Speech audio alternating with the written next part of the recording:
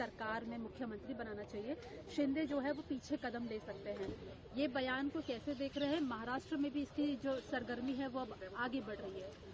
मुझे लगता है कि महाराष्ट्र में महायुति को बहुत बड़ी सफलता मिली है और उसमें एकनाथ शिंदे, देवेंद्र फडणवीस और अजित पवार जी का योगदान तो ही है, लेकिन माननीय नरेंद्र मोदी साहब ने, अमित शाह साहब ने, जेपी नड्डा साहब ने बहुत सारी सभाएं ली और इसीलिए मतलब विकास के मुद्दे पर हम ये चुनाव लड़े थे, इसीलिए हमको बड़ी सफलता मिली है। लेकिन अभी डेडलॉक जो है अभी मतलब खड़ा हुआ है। एकनाथ शिंदे साहब को जब मैसेज गया कि बीजेपी का कमांड ने देवेंद्र फडणवीस जी को मुख्यमंत्री बनाने का तय किया है,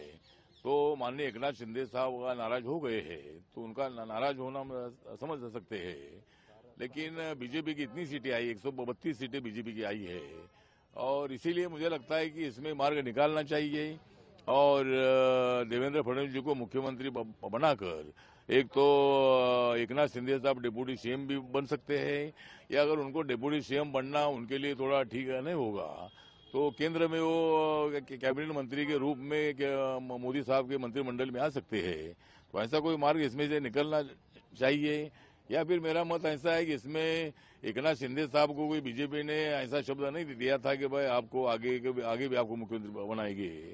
तो इसीलिए मुझे लगता है कि इसमें मार्ग निकालने के लिए तीनों नेताओं ने एक साथ बैठना चाहिए और माननीय नरेंद्र मोदी साहब, अमित शाह साहब इसमें थोड़ा इंटरफेयर करके इसमें से मार्ग निकालने की आवश्यकता है। और इसीलिए मेरा तो सुझाव ये है कि एकनाथ शिंदे साहब अगर केंद्र में आते हैं तो इस विवाद को खत्म किया जा सकता है